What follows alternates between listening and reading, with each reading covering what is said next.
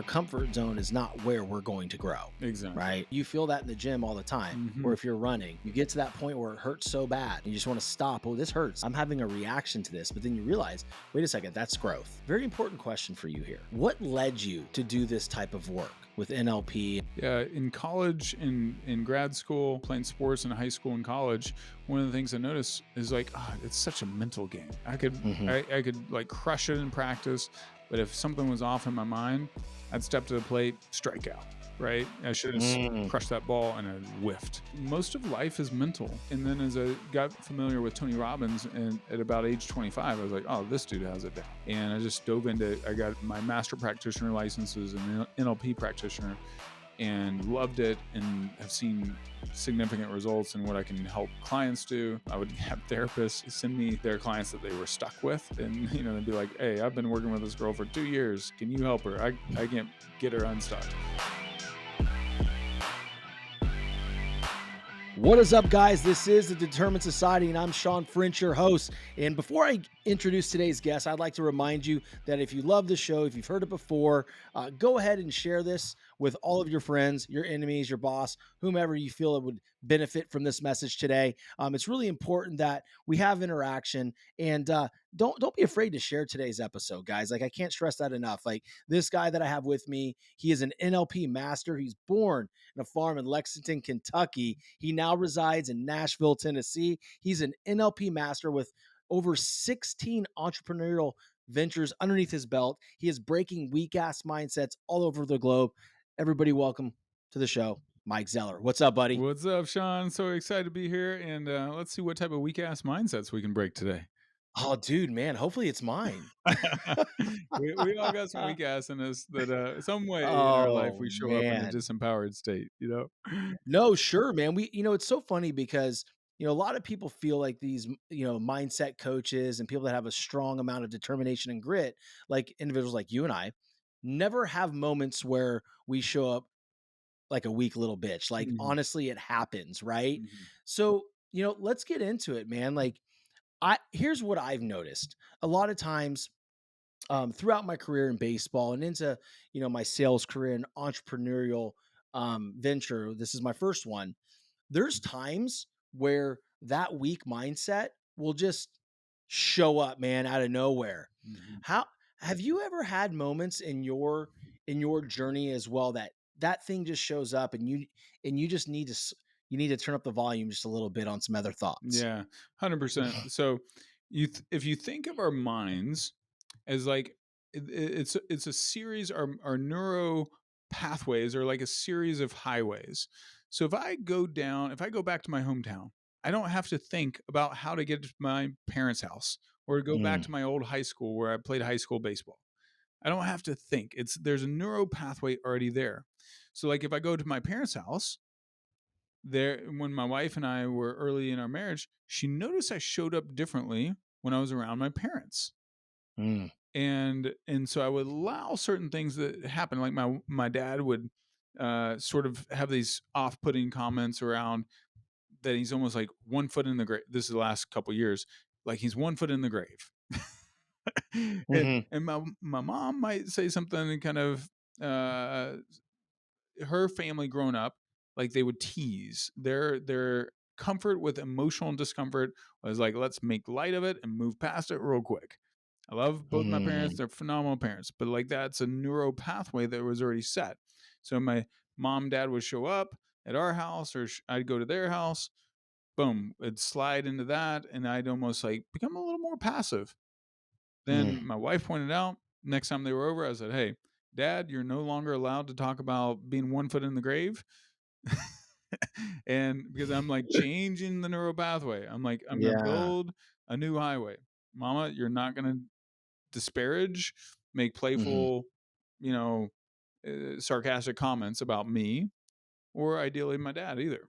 So that's an interesting point, brother. And I want to dive into this and I want the audience to really take this one in because I think you might have just cleared up a lot of people's, I guess, neural pathways that they didn't even know really fucking existed. Right. And I'm sitting here thinking like, oh my God, my wife's told me many times that, hey, when your mom's around, you act differently. Or when you're around your sister, you act differently. And again, like that's a neural pathway, and I didn't even realize that was there. Let me ask you this. When you approached your father and said, "Hey, you're no longer allowed to joke about being half foot in the grave, and mom, you can't make any disparaging comments or sarcastic comments about me or my dad." How did they take that? Uh, they were caught off guard a little bit. It was a little abrupt, Yeah, right? but you know what? Is it more important for me to create a little to avoid discomfort or to Mhm. create the presence and the energy and what I want in my family? I was like, hey, this is affecting my wife and Yeah. affecting her, Yeah. and now we have a much better relationship. And my wife actually enjoys being around them more. That's a great point, man. I actually love that. And again, I wasn't suspecting that it mattered, right? Or you felt, it was uncomfortable, conversation. But at the same time, it's like these types of things need to be had, Hmm. right? Because if you don't tell them how you're feeling, once you notice something and something's brought up to your attention by your best friend, your wife, like you got to honor that, man. And it's just so nice to hear that other people deal with this. Yeah, I thought it was just me and my wife dealing with certain dynamics in relationships. But it's funny because we can flip this into a positive too. When I'm around certain yeah, friends, I act so much better, 100. right? And I don't ever act out of like craziness, but like I'm a little bit more positive around certain friends, right? I'm a little bit more positive around my in-laws, Yeah, right? So they provide an amazing neural pathway for me. yeah, It's pretty interesting. yeah. um Yeah, and you're speaking to really because so much 60 we have 60,000 thoughts a day and 99% of them are subconscious. So it's almost like you walk into if you really love McDonald's, you walk into McDonald's, you know what you're going to get. Probably one of Mhm. if it's McDonald's breakfast, you know what you're going to get, right? You walk into Fleming Steakhouse, got a favorite dessert, favorite wine, favorite shrimp Mhm. cocktail, whatever. Boom, you don't have to think about it. And we have patterns around money. We have patterns around a relationship with sex, a relationship with a car. And you're talking about hanging out with friends. That's why it's so important to surround you. You become a product of the 5 people you spend the most time with.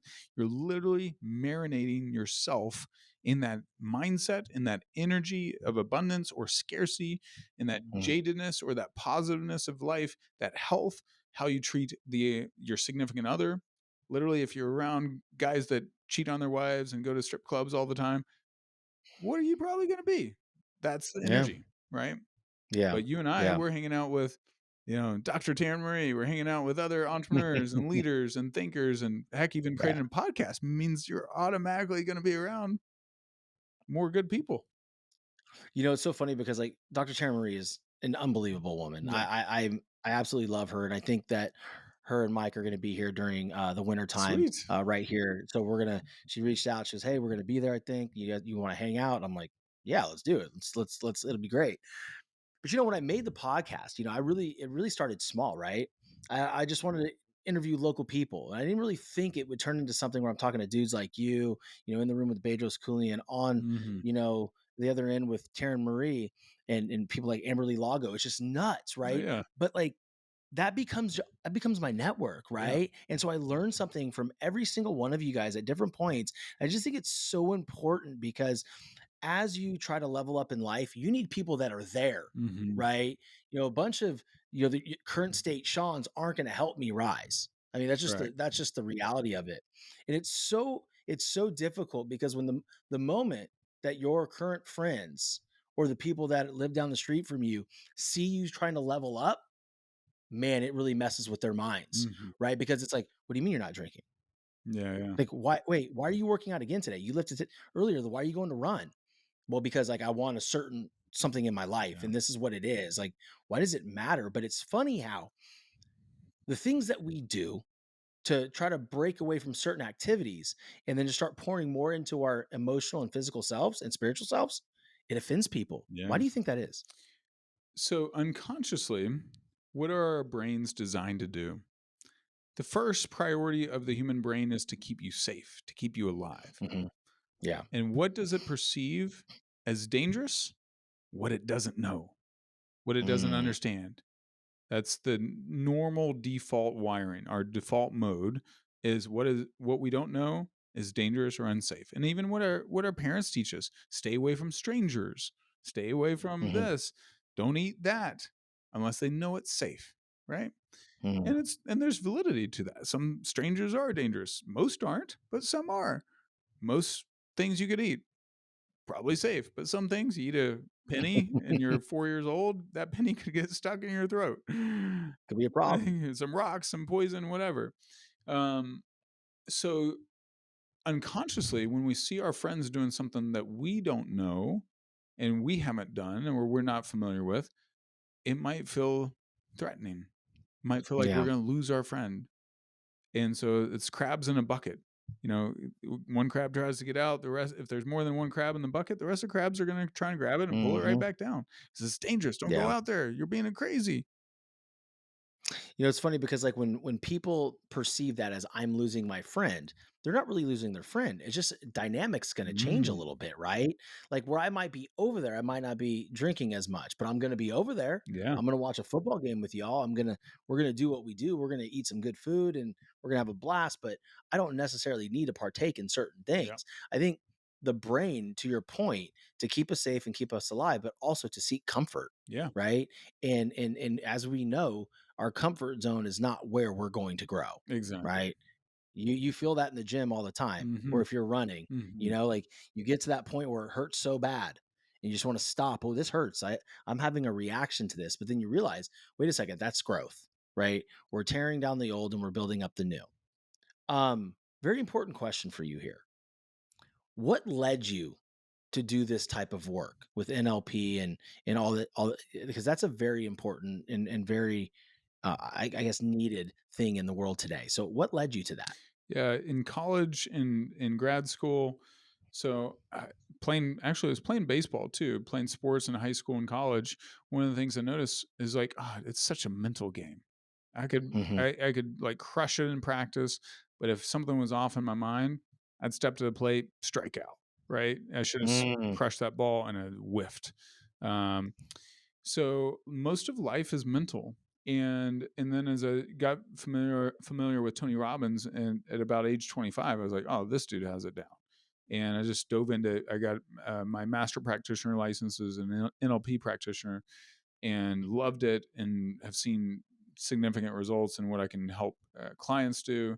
I would have therapists send me their clients that they were stuck with, Mm. and they'd be like, "Hey, I've been working with this girl for 2 years. Can you help her? I can't get her unstuck."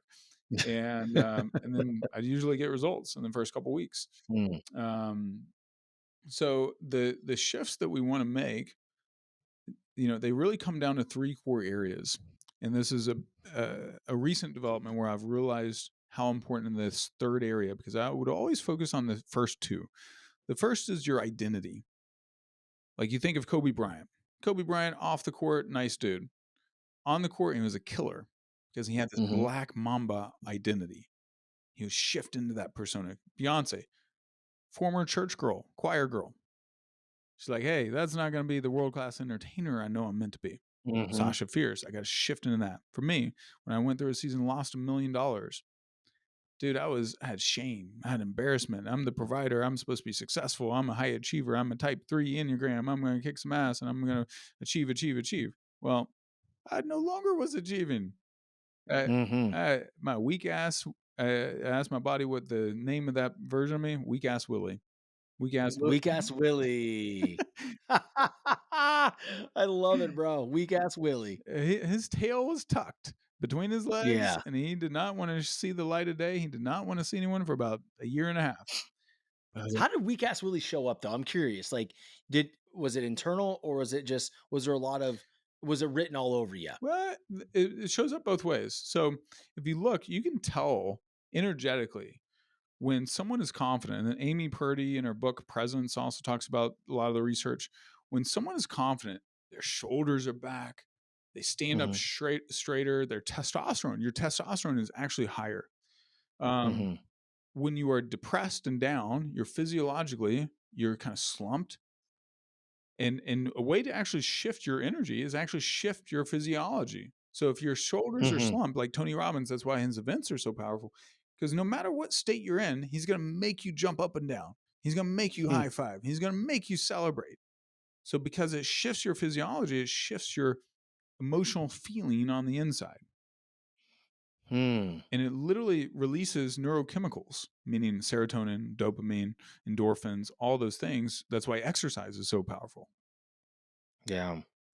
That's why I always feel great after I leave the gym, Yeah. you know? Yeah. I pump a good 30-minute walk and then I do a lift and then I'm like, "Dude, Yeah. I'm drenched, I'm out of here." Yeah. It's one of those things where you never after it's done, you never regret it, Yeah. right? You never regret it. Yeah.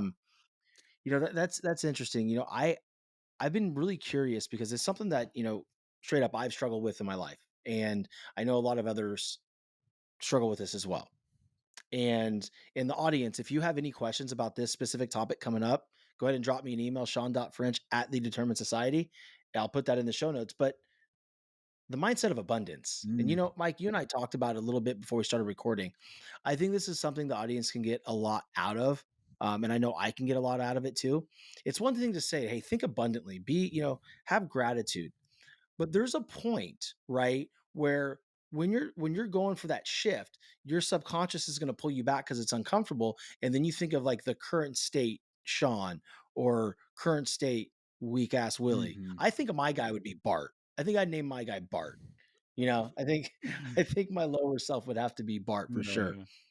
Why is that so difficult to to truly ascend to that abundance mentality and just not be pulled back?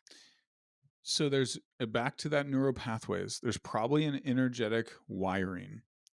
Why? Mhm. Why, if you grew up middle class, do you probably live a middle class life? Why, if you grew up poor, are you most likely going to live a poor life? If you grew up wealthy, you're more likely to live a wealthy life. Mhm. You're energetically wired. Now, the beauty of American life, beauty of most countries in the world, you can escape. You can ascend up the ladder. You can also descend. Um, Mhm. so, um, but how you do it is hard, and it comes down to back to those three core areas: identity, beliefs, and energy. If my identity does not match that higher level, then I'm not going to get there. Like Michael Mm. Jordan's identity, he's like, hey, when he gets kicked off the high school basketball team, when he gets the certain things go wrong, his identity was like, I'm a champion. I'm going to freaking figure this out. Mhm. I'm the most competitive freaking individual ever played team sports was his identity, right? And he had the talent to back it up. The next part, so, and I like to say your identity precedes your destiny, Mhm. something that supports us in becoming more abundant and letting go of this old scarcity mindset. Is the reality that also there's like almost think of it as a competitive tension. There's opposing forces, like opposing teams. The negative opposing force is this old story, old beliefs, old identity, old energy of you're not good enough, you're not worthy of it, blah blah blah. You're Mhm. not smart enough, too tall, too young, too old, not the right skin color, wrong sex, not educated enough, too educated, whatever. Missed your opportunity, didn't miss you never got an opportunity, whatever. All these stories as rackets, right in our head. On the positive side is desire. Let me break down that word, desire. It comes from the, I think it's an old Latin phrase, da and sire. Da means of, sire means the father. Mm. If you were given a desire, think of the law of attraction. Think of Jesus, ask and you shall receive. Think of quantum physics. Quantum physics talks about how you can. I remember at 19 years old walking into my library on a Saturday afternoon, picking up a physics journal and reading about quantum physics. And this is like 25 years ago. 20, yeah. New Yorker, a researcher in New York and a researcher in San Francisco had identified that they could send like, I think it was like quarks from a super high powered microscope with a thought from New York to San Francisco. The power of their thought. Hmm. And they had documented in an academic journal. This wasn't like a frou-frou, law of attraction book, right? I like it. It was real stuff. And you think in our life, so we manifest what we we're called, the desire is placed in us, but there's a tension and opposing force. And those opposing forces can also be the things that cause us to rise. Like when I lost that $1 million in 18 months, I said, you know what? I'm going to re freaking wire my money mindset. And I read a money mindset book for 35 weeks straight. And I've read 96 money mindset books. Now I've written a couple money mindset journals. I'm going to write some books in the future around this. And I'm going to create, I see in my mind, I'm going to create $100 million net worth for me. Mm. I haven't yet, Mhm. but I also can see it coming. And it's like, if my identity, if my visual, if I see myself over here, my reality is a gap, I'm behind that gap, but I start seeing myself over here more and more, and I proclaim and move, that means I'm going to move. I'm going to take inches of direction towards that step.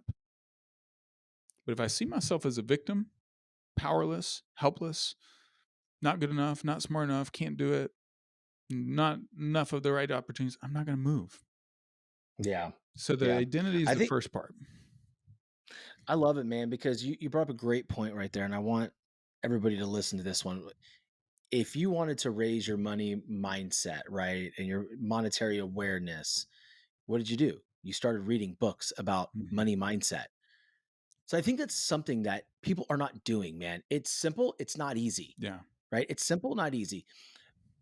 Typically what people like to do is I'm not getting it. I'm not making it. I'm not this. I'm Mhm. not, I'm not, I'm not, I'm not. Universe, Mm. boom. You're not. Yes. You're not. Now we all have these areas in our lives, right? And that we go through and that we fight through. So what I'm hearing you say is if you struggle with money and creating wealth and creating abundance, read books about money mindset, Yeah. right? If you struggle with fitness, start reading books about nutrition and fitness Mhm. and put those things in your mind to where you start vibrating on that Correct. frequency, right? And let me ask you another question. When you started reading these books about money mindset, how long before you started really like feeling that in your being Yeah. like, man, I'm the guy? Yeah. Great question. Real quick, and you said something else really important. You said, I am not, I am not, I am not. One of the most powerful phrases that a human being ever says is, I am, and then whatever follows the I am. Mm, Literally every day. I'd say almost every day of the year. Not quite, but here's my playlist in the morning. First thing I do, like this morning, woke up at 5:30 a.m. and I'm making it automatic because it's not automatic. How many people wake up in the morning with a positive mindset? You just don't. shit, Yeah, man. yeah, Come on. yeah, No. yeah. Am Magic Mike. I am a wealth magnet. I am Love it. attracting, earning, and saving millions. So that's what I wake up with every morning. So So these IMs, I want the audience to really point out. I mean, to hear that the first thing he feels he is Magic Mike. yeah, Not from the movie though, yeah. right? No, I'm Okay, all okay. white in my dancing ability.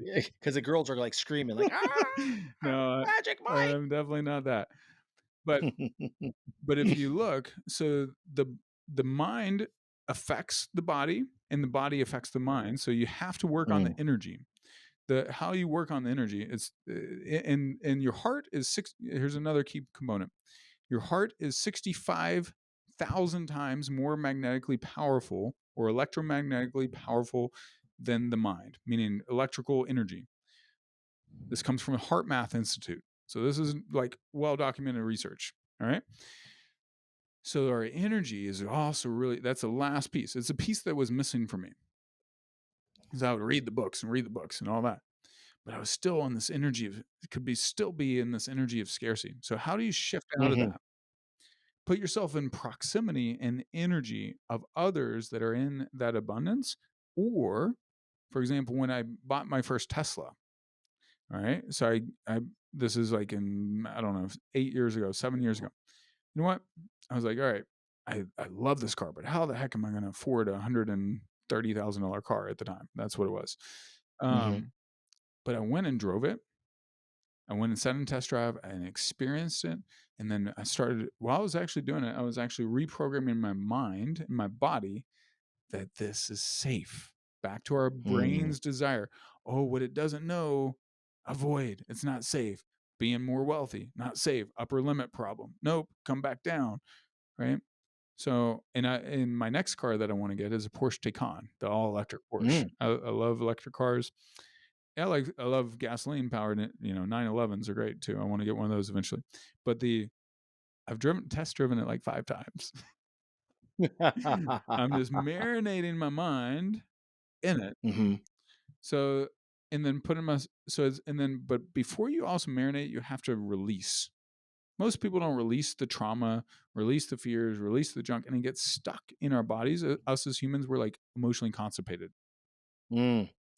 So again, like guilty. Like let's dive into trauma. Let's dive into that because to me, if you like you said, if you don't release and if you don't get rid of all that emotion, then you do become stuck. I feel in so many areas in my life I have had trauma. And look, Yeah. I'm not it's not for me.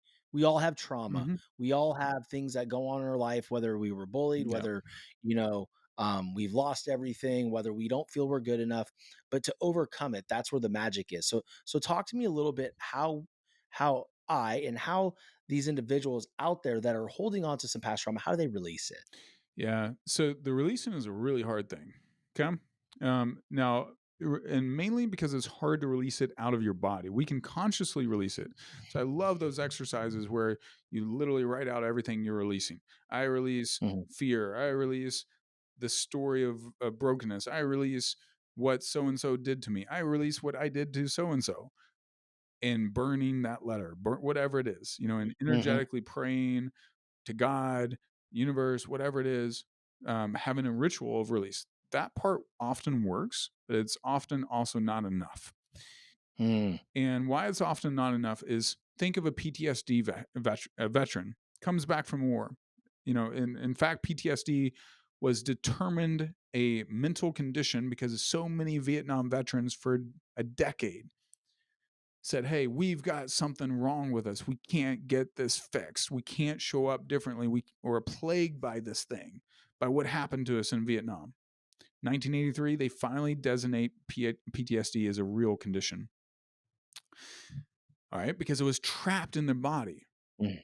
muscle memory. Right? Why if someone smacks their hand towards your eyes, do you blink and you flinch? It's stored in your body, not because Yeah. you know. Anyway, so the challenge with that is most human beings do not ever learn how to, in a healthy way, in a complete way, process their negative emotions. We become emotionally constipated, and I'm guilty of that. I was one of those, and I'm still learning to flush out negative emotions more in a healthier way. And it's because we grew up in homes our parents didn't know. Their parents didn't know. Mhm, Like I grew up in a home, I had great parents, but as I talked, the anger was the safe emotion. Anger, and avoid sadness, avoid despair, avoid doubt, avoid these things. Just grind it out, go. Right. mhm. So, did we talk about the polar bear and trauma? No, we haven't yet. Yeah. Can I tell you about a polar? I'm still caught up in the fact that, like, I'm thinking, did we grow up in the same house? Like, I don't Yeah. Right. we haven't talked about the All polar bear, right. no. So let me tell you about a polar bear.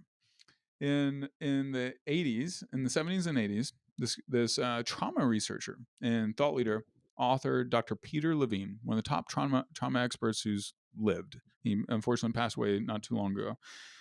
He wrote this book, Healing Trauma, and documents a story about polar bears that was a breakthrough in our understanding of trauma. So for years and years, researchers would chase a polar bear down with a helicopter in Alaska, tag it, check its vitals, make sure it's all good. But they were befuddled and confused. Why do these polar bears make all this frantic movement as the tranquilizer wears off? They couldn't understand it. Then one day, a researcher played the video of the polar bear as the tranquilizer is wearing off in slow motion. What did they find? Found that its legs were moving like it was running. What was it doing? It was releasing the energy of the trauma. of being chased by this Mm. flying demon, it thinks, right? Then it brought me back to memory of, oh, my dad made us, we didn't have cable TV. My dad made us watch nature shows as a kid. Mhm. And I remember seeing like a wildebeest get hunted down by a lion, dragged back. It's still alive. It's in the jaws of the lion. It wiggles free and runs off, and the lion's too tired to chase it. 2 minutes later, that wildebeest is eating grass. I'm like, dude, why the heck? If I'm in the jaws of a lion, I'm not eating a hamburger. Hey, Sean, let's go get a burger and fries, dude. Let's go eat. Come on, boys. I'm dealing with it. But the animal kingdom is designed to process and release those energies so it can survive and go right back to life. Mm. We hold it in. How many Yeah. people, how many women, how many men have relived the same freaking pattern and the same trauma and played it over and over in their mind? It's such a great point, man. And it's just one of those things, like, how does one become good at releasing those energies, right? And those and that trauma. Yeah. So I'm gonna tell you a secret weapon. All right. And that pretty much hands down works. And this is one of the uh unique combinations of tools in my toolbox that frankly I don't think anyone else has right now. And I'm just emerging and sharing this. Plant medicines take the combo of psilocybin or MDMA, or I've done some sassafras with mixed with kanna and a few other substances. Now, obviously, most of the stuff is not legal in most of the country, right? You can go to it's in clinical trials, stage 3 clinical trials. So obviously, proceed with caution, wisdom, etc. Um, I'm not necessarily endorsing it, even though implicitly maybe I am. I think we're talking about microdosing now, right? No, microdosing is helpful, but Okay. microdosing does not create the surge in neuroplasticity that a significant, like, if you go to John Hopkins University, Roland Griffiths has he's one of the lead researchers in the world on psychedelics and their power to help with PTSD and depression. Has a TED talk out about that. Talks about 80% of people who have done, and it's a 2 to 3 gram dose of psilocybin. So it's not a microdose. Microdose is much smaller, but typically closer to a 3 gram dose, 2.5 gram dose, maybe. 80% of participants said it was one of the most profound experiences of their life.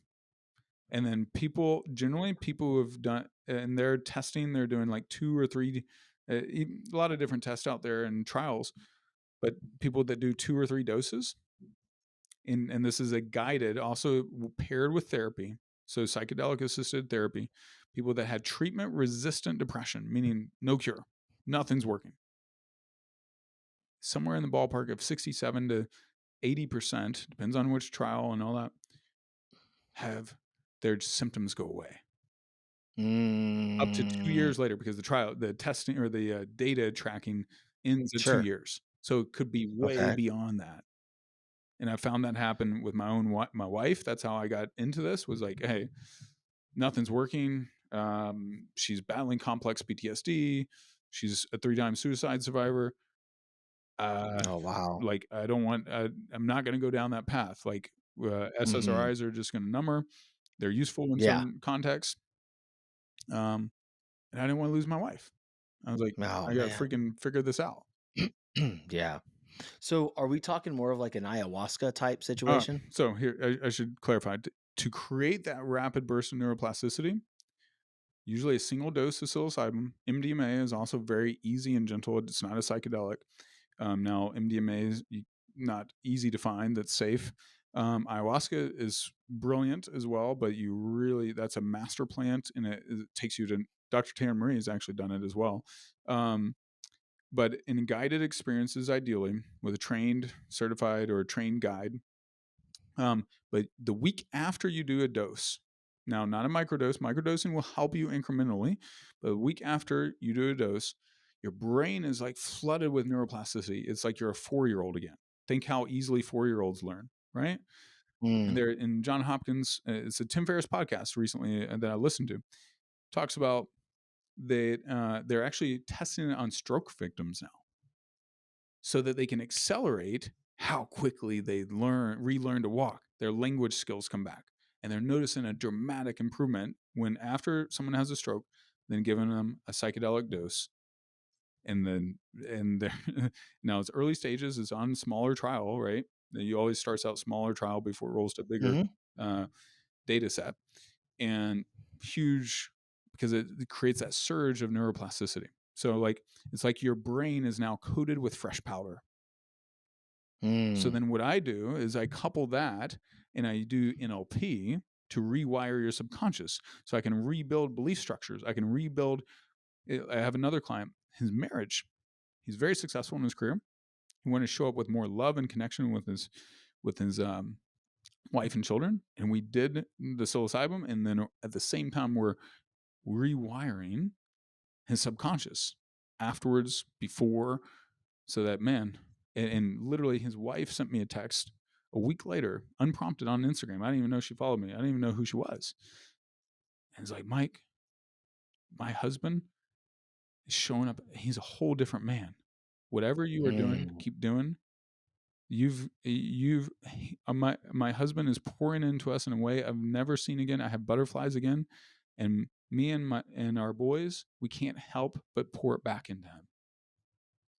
Dude, this is something that you can tell when you start talking about this, I kinda lit up, Yeah, 'cause this is something that I've been thinking about for quite some time, yeah. right? My brother-in-law, Jonah, told me about ayahuasca, I had Mhm. no fucking clue what it was, and I'm like, "Alright, that sounds intense." But then as I start thinking about and really diving some self-reflection into certain traumas that I have, certain belief sticking points that I Mhm. have, that are definitely holding me Yeah. back in my business, Oh, in yeah. my show, and just overall in general. Mhm.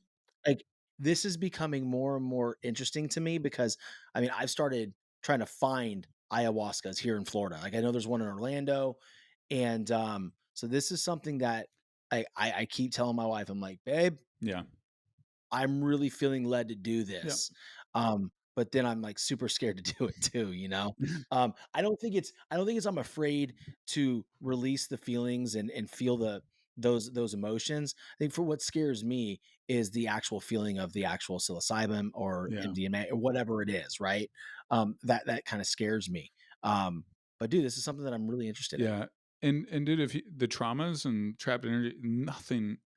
Now, it's got to be paired with intentionality, which you would be proceeding with intentionality, and it Mhm. also, I would say, with a guide, or with, obviously, if you do ayahuasca, you're going to have a shaman type, but Yeah. ayahuasca, Sure. I don't think what I would suggest or encourage is starting with a psilocybin experience is much Mm. gentler, and it's going to help clear up some stuff before you get to ayahuasca. Is intense. It's Right. it's great, but you also really want to make sure that you got a great guide with ayahuasca. Mm. Yeah. Have you done that? I'm doing it later this year, but I'm literally going to one of the best guides in the world. Oh, On wow, okay. Yeah. Yeah, it's called Blue Morpheo. It's in, Peru. That's the place I'm gonna go. It's recommended by Oprah, bunch of other, he was on the Ben Greenfield podcast, Hamilton Okay. Southern. So I can send you some link. Heck, you can join us if you want. So, Dude, that'd be kinda cool, yeah, man. I have to do the psilocybin thing before that, yeah, though, right? yeah. And so, with some of your you mentioned your clients, do you when you're going through the dosing of the 2.5 Mhm. 3 grams of psilocybin, are you doing this in person with Yeah, your Oh, okay, cool. yeah, So they fly out to you or you fly out to yeah. them, and how does that work so people listening can wrap their mind around it and possibly reach out to you Mhm. for some advice and hopefully work with you? Yeah. So, I mean, obviously, we have to check for safety. The two main things with any psychedelic is, and this is LSD, psilocybin, ayahuasca, etc., Mhm, is you got to make sure, if you battle schizophrenia or bipolar, or any psychotic episodes, you don't want to do that. There's other ways. mhm, MDMA is safe generally still because it doesn't take you in that altered state. But then the trusted guide, this is also, do not do those things alone and without a guide, especially for your first time, because it can be scary because of the loss of control. It's literally, the substance mm, will take you into a different state where you're going to see, it's a beautiful state. That's why 80% of respondents have said, or participants at Johns Hopkins have said, hey, this was one of the most profound experiences of my life. mm, But it can be scary because you're just, especially if you battle control issues, which some people do. But um, But what happens is you don't eat for about 4 or 5 hours beforehand. You set some intentions, you have a music playlist, you have a headset, and, I mask, and gotta have the right setting. So setting Mm, intention, and also I would say the other thing is I've had different blends. Certain blends have a different effect. Um, and I've got one blend in particular that I use, and every single time it's a beautiful experience. But also, sometimes when you do these experiences, some trauma, some shame can come up. Like one session, I wept. My wife is over here. She's having this journey connecting with her spirit self that is saying, "Hey, quit trying to leave Earth early. You're meant to be here. Your art is going to see the light of day." So it really was like helping her integrate back into, and mm, this is just like 7 months ago. And so it was very healing for her to say, "Hey, you know what? The suicidal ideation is not where you should be going." And it helped her really make a massive shift. And then that same evening, I'm having an experience where I'm seeing the trauma and the sadness and the grief of my dad pass through me and my mm. brother, and I literally wept. Wow. and then That's heavy. and then I felt, but at the end, I felt this lightness. If you Mm, think of your traumas, think of your fears, think of your anxieties. It's like you're carrying around bags of bricks. Each one of them represents another bag of bricks. And so as you shed them, you feel lighter and lighter. It doesn't mean you're done. Like I still have some bags of bricks to shed, but sure. I am so much lighter than I was 6 months ago, than I was 9 months ago, than I was a year ago. My wife's same. Dude, that's awesome, man. It's funny. I go to when you were saying like, hey, if you battle bouts of schizophrenia or if you're bipolar, and I'm just sitting there thinking like, dude, I'd be that poor guy that didn't know he had bipolar and fucking take this shit and be all fucked up. I don't think I have Yeah, bipolar yeah, disorder, good, good. but but no, man. Like I think this is. I'm glad we went down this road because this is something truly that's been speaking to me Yeah, for quite some time, and it's nice to get more information about it. And now I know where the fuck to go. yeah, I mean, be quite yeah, honest, because there are some things like I think everybody like I think talk therapy is good, yeah, right? I mean, to a certain point. For me, I think there's some deep rooted, like you would say, neurological pathways that need to be rewired, 100%. and and it I think it's hard to do in talk therapy because It's near when impossible you're to in do. that conscious point, you're just judging yourself, Yeah. man. You know? Yeah, cognitive behavioral therapy, which is what most of us experience when we do talk therapy, it's very helpful for creating awareness, and it does help for, let's call it little t traumas. But some of the Mhm. bigger t, it's not going to rewire your neurological pathways. They're too seared in. It's like there's a super highway in your Yeah. brain and your nervous system and how you respond. Somatic psychotherapy, which is what Dr. Peter Levine and others teach, is more helpful for some of that deeper work I've found. And then also Dr. Richard Schwartz and his internal family systems or parts therapy. In NLP, we call it parts therapy, where you're working with these different parts and alter egos and getting them playing well. But if you really have serious, significant trauma or PTSD, I haven't seen anything close to the power of psychedelics safely done, or MDMA type, or MDMA related substances, whether psychedelic assisted individual session for really deep traumatic work, or ceremonial sessions, which is like what Dr. Terry Mhm. Marie and I've done as well. And then also MDMR or EMDR, if I'm saying it right. But man, you got to. It's like you need that neuroplasticity, and the craziness Mhm. is there's so many breakthroughs happening in that space right now, that if you're battling mental health or been through a setback in your business and it's just like a cloud over you, you can shake that cloud off so much faster and so much more effectively with the help of safely using those substances. That's really cool, man. I know there's a lot of people out there that aren't really privy to this information that, they want to demonize this substance so much. But Yeah. I mean, the reality is, man, as long as you don't abuse it, I mean, this shit helps people, Yeah, man. exactly. I saw a segment. I don't know if you saw this. It was on, I think it was ESPN, Hmm. and it was a bunch of former football players. Did you see I this? haven't, no, but it'd be great. Oh shit, dude!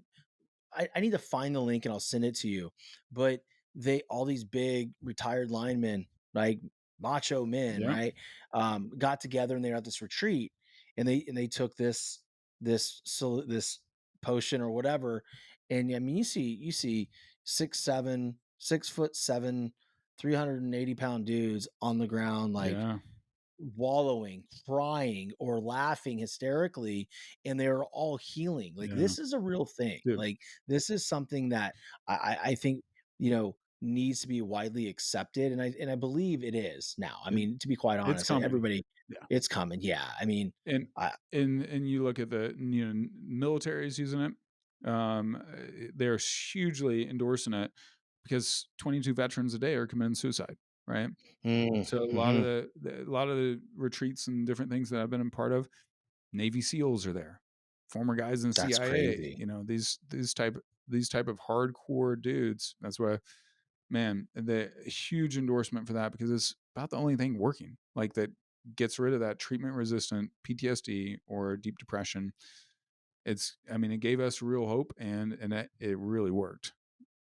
I love hearing that about your wife, man. That makes me happy that there's some peace there, Oh, that she, like, even just for her, I mean, more so for her, right? But then also you, and being not, you don't want to lose your wife, no. right? But I can't even imagine, having those thoughts that she had, because I've never had them, right?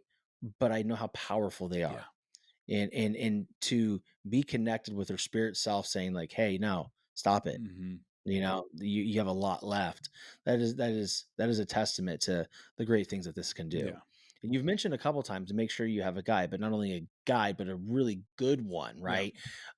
Where is there some resources that people can go look at, and just because, I mean, hey, listen, man, you can go to the internet and everybody can make themselves look awesome. I Yeah, mean, yeah. shit, we see it on Instagram all the time, right? Yeah. It's like, it's like, dude, be honest. Like, the first time you messaged me, I'm like, oh, I don't know who he Yeah, is. yeah. Right? I don't know who he is. I thought you might be another one of those people wanting to grow my account. You get them all the time Yeah, too. yeah. It's like, "Oh, your engagement's really low." Yeah, because 'cause I'm not paying for it. Yeah, Like, of course it's low. yeah, It's the yeah. way it's set up. So, how can one, do their due diligence to make sure that they are putting themselves in the safest and most educational way possible? Yeah, make sure that it comes from a recommended source. That's the first step. Secondly, make sure you're feeling called to it. Like I think the plant Mhm. medicines call you to it, Yeah. and I felt called to it out of curiosity. Um, and then the second, with the source side, like the source, for example, where I get our stuff is from a very competent naturopathic doctor out of Costa Rica. So he's been Mm. in the space. He's one of the pioneers in the space for like 30 years, and his blend, like they put medicine and it's blended with reishi and lion's mane and other adaptogenetic mushrooms with dark chocolate. I had to Oh, go to wow. speech therapy when I was little. I Some of those hard words still get me, Ah. but so the blends are really important and the source, and then don't work with someone that hasn't done it themselves because it's really hard to guide someone that hasn't been through those journeys. And then the other thing is do some research on it. Mhm. Like I love like Dr. Matthew Johnson out of John Hopkins. A lot of YouTube videos where he talks about this. Dr. Roland Griffiths, Tim Ferriss actually has Mm. been one of the main pioneers. He's put over $10 million in this. Oh yeah, Really? yeah. Wow. And he's helped drive the legalization of it because of the effects that he saw and the potential he saw. And MAPS organization, maps.org. Also, Third Wave podcast is great for if you want to learn more about different elements. There's also ketamine. Ketamine's legal. It's not as powerful as psilocybin, and certainly not as powerful as ayahuasca, but it's still really helpful. But the greatest benefit people have with these experiences is when there is a trained guide or therapist with them. Yeah. Just doing the substance alone, you'll still get some effects and still can be a very positive experience, but it's when you have both. Yeah, I wouldn't be inclined to do it just on myself. Yeah. To me, it'd be like, all right, I'm just using the substance. Yeah. I don't know. I can't guide myself through Yeah. this, right? I would want somebody there. And I would imagine most people would want somebody Yeah. there that can guide them through it, or it could turn into a waste. Yeah. You want to make sure that you get the most out of that experience. So yeah, man. I mean, I feel you on that one, Yeah. right? It's just like when you start working at a new sport. Yeah. Like, you were a baseball player. I was a baseball player, right? I got lessons. Yeah. I had guides. Yeah. Like I had sometimes I had too many freaking guides, right? It's like, okay, how many fucking like where do I put this piece of Yeah. the Yeah. puzzle? This coach said that, that coach said this. So, but I just think, you know, again, something that if people are interested in it, guys listening, if you're interested in something like this, you need to go and find my boy Mike. Um, on social media, websites, all of his stuff is going to be connected to the show notes. But I want you guys to feel comfortable in reaching out to him and learning a little bit more about what he does, because I was introduced to Mike by Taryn Marie, just by way of Taryn Marie, and right away I knew he was a good guy when he said her name, and so check him out. Oh, thanks, dude. Truly check him out and see what he's got going on. I would love for I would love to meet you in person, Likewise, man. dude. Hopefully we can do that soon. That'd be Yeah, awesome. bro. That'd be You great. know, And maybe it's an ayahuasca retreat dude, that'd or be sick. Oh, I got to start small, man. You said uh, I got to start at the other thing yeah, first. I don't want to go straight to, yeah, it's like going 0 to 100, yeah. right? There's a couple things I'll mention, like the psilocybin, and then also there's this other experience called a heart ceremony, which is an MDMA like experience that you Hmm. get flooded with love and joy. And what I'll mention on that, and I'm not the practitioner and the guide on this, so I just participate. But the cool aspect of it is every single marriage that has been through this, including my own, you know, we were not and often not in a good spot. Good marriages have come in been like a surge ahead. It's like Hmm. but like us in October when we did it for the first time, not in a good spot. My wife was in another depression spiral. I had resentment and frustration around it. I was like, man, why can't she freaking hold her crap Yeah. together? Yeah. And I was like, I can't do my work. I can't take care of our toddler and my wife and do my work, and everything's gonna be a struggle as long as my wife is in a depression spiral. And within minutes of the medicine kicking in, I was just flooded with love and Mm. joy, and I was like, I saw how much she wanted to be over the struggle too, and I was flooded with empathy, and then it started rewiring my communication to a deeper state of love for her, and that's every single marriage we've taken through that process, unbelievable results. And but also just individuals, the joy and the heart Hmm. connection and the release of some of the trauma and the bags of bricks that we carry around. So I'd mention that If as Yeah. an option too. Being flooded with empathy. Yeah. That right there is the key. If we led with more empathy on a day-to-day Hmm. basis, would we judge our partners the way we judge them? No. Probably not. Would they judge us the way they're judging us? No. Probably not, right? My wife is an empath. She is Yeah. Me, my she wife feel too. I mean, wow, that shit's heavy sometimes, man. And I don't know how to deal with it Yeah. because I'm a weird type of empath. Like things bother me differently. Hmm. Like she can see something on the news and it'll like it's happened to her and Yeah. she's in fucking tears. Exactly. And me, I go, yeah, yeah, yeah, okay. And then I'm like, "Yeah, fuck, okay, whatever." And I'm like, "That's not your life. You don't have to deal with that." But there's me, 2 weeks later going over Hmm. over a bridge and worrying about it collapsing because of what happened. And so I internalize it and I'm like, now I'm afraid of bridges. Yeah. Right? You see my point? Like that's the Yeah, weird dude. thing about me. So it's almost like, man, she's got to figure it out. She's going to feel it up front, deal with those feelings, and she's good. And I'm sitting here judging, like, Yeah. why are you so beat up about Yeah, this? dude. But then I'm paralyzed 3 weeks later, Yeah. Yeah, you know? exactly. Yeah.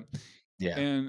And the cool thing, here's what I would say for anyone listening, is you go through this healing experience. I would recommend Peter Levine's work, also Dr. David Hawkins and it's maps of consciousness and power versus force.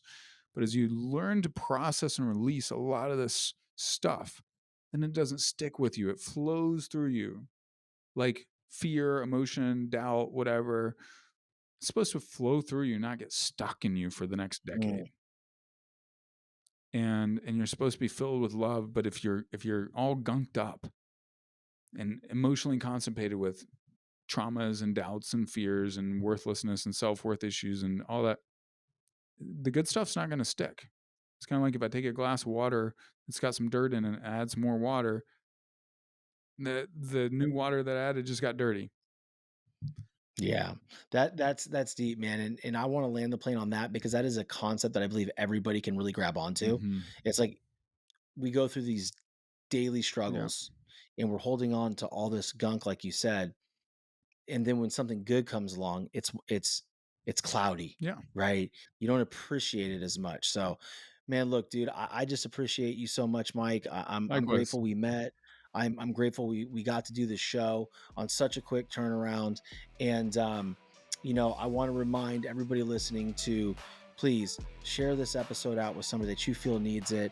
Um, leave us a comment or review on Apple or Spotify. We'd appreciate it.